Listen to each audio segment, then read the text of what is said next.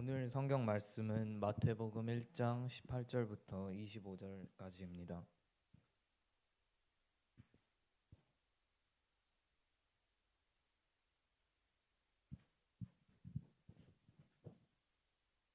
다 찾으셨으면 함께 교독하시겠습니다. 예수 그리스도의 나심은 이러하니라. 그의 어머니 마리아가 요셉과 약혼하고 동거하기 전에 성령으로 잉태된 것이 나타났더니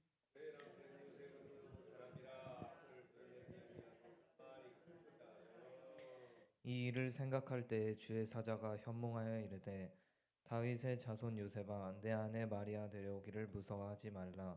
그에게 잉태된 자는 성령으로 된 것이라.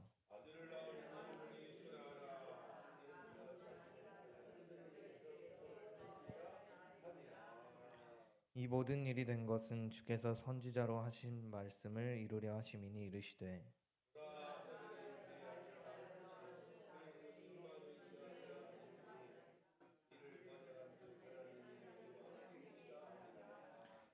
요셉이 잠에서 깨어 일어나 주의 사자의 분부대로 행하여 그의 아내를 데려왔으나 아들을 낳기까지 동침하지 아니하더니 나음의 이름을 예수라 하니라. 아멘.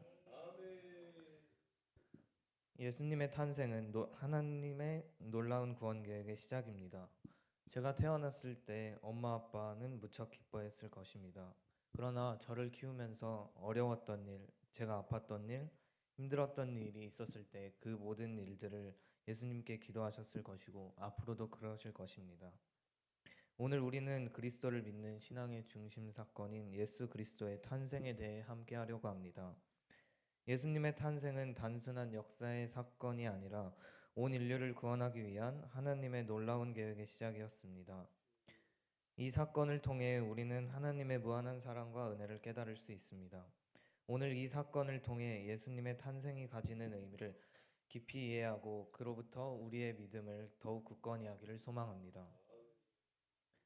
예수님은 고대 이스라엘 백성이 오랫동안 기다려온 메시아의 도래를 예고한 사건입니다. 이스라엘 백성은 오랜 기간 동안 하나님의 약속된 구원자를 기다려왔습니다. 구약 성경 미가 5장 2절은 메시아가 다윗의 혈통에서 태어날 것과 베들레헴이라는 작은 마을에서 태어날 것이라는 예언을 했습니다. 이러한 예언들은 예수님의 탄생을 통해 이루어졌습니다.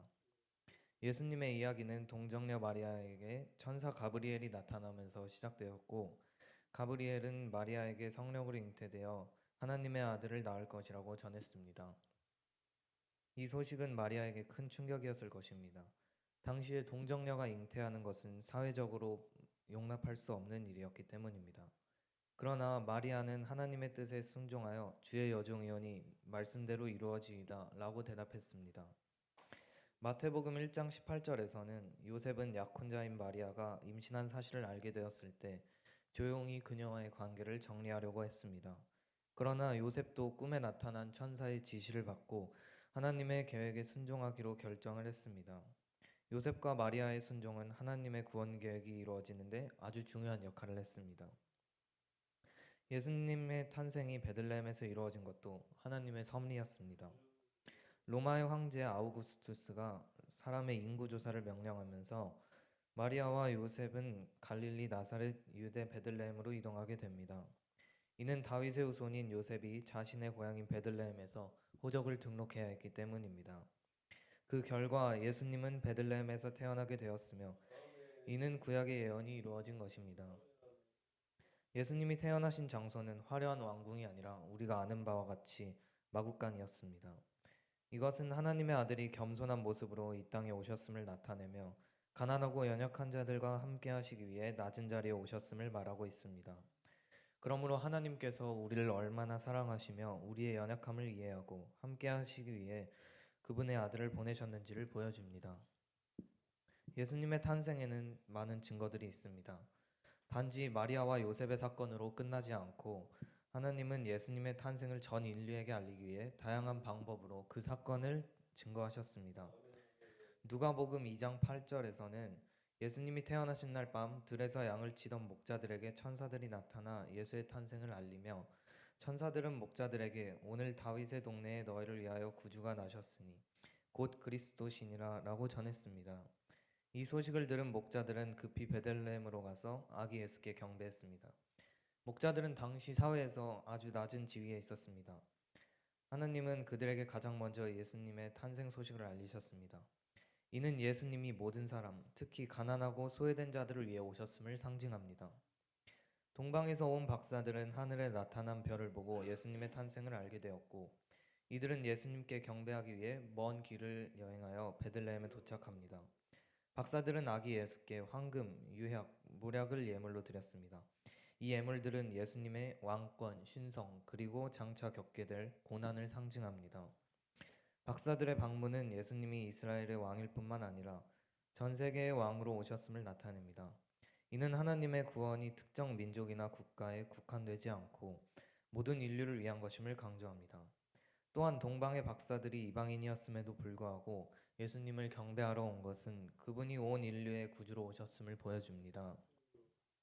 마태복음 2장 16절에서는 예수님에 대한 또 다른 반응이 있었습니다. 당시 유대 왕이었던 헤롯의 반응이었습니다. 동방 박사들이 유대인의 왕으로 태어난 분을 찾기 위해 예루살렘에 왔다는 소식을 들은 헤롯은 큰 위협을 느꼈습니다. 그는 자신이 왕으로서 권력을 유지하기 위해 예수님을 제거하려고 했습니다. 그래서 그는 베들레헴과 그 근방의 2살 이하의 남자아이들을 모두 죽이라는 잔혹한 명령을 내렸습니다. 그러나 하나님은 요셉에게 꿈에서 천사를 보내어 예수님을 보호하도록 명령하셨습니다. 요셉은 하나님의 지시에 따라 가족을 데리고 애굽으로 피신했습니다. 이 사건은 예수님이 태어날 때 끊임없는 위협 속에서 보호받았음을 보여주며 이는 호세아 11장 1절의 예언이 성취된 또 다른 예입니다. 예수님은 단순한 역사적 사건을 넘어 우리에게 깊은 신앙적 의미를 제공합니다. 이는 하나님의 사랑과 구원의 계획이 어떻게 성취되었는지를 잘 보여주는 사건입니다. 그야말로 예수님의 탄생은 하나님의 놀라운 사랑과 은혜를 드러냅니다. 하나님은 죄로 인해 멸망할 수밖에 없는 인류를 구원하시기 위해 자신의 아들을 이 땅에 보내셨고, 예수님의 탄생은 하나님의 구원 계획의 시작이며 그분의 은혜가 모든 사람에게 미치도록 결정하신 결정적인 사건입니다. 요한복음 3장 16절에서는 이 진리를 잘 설명합니다.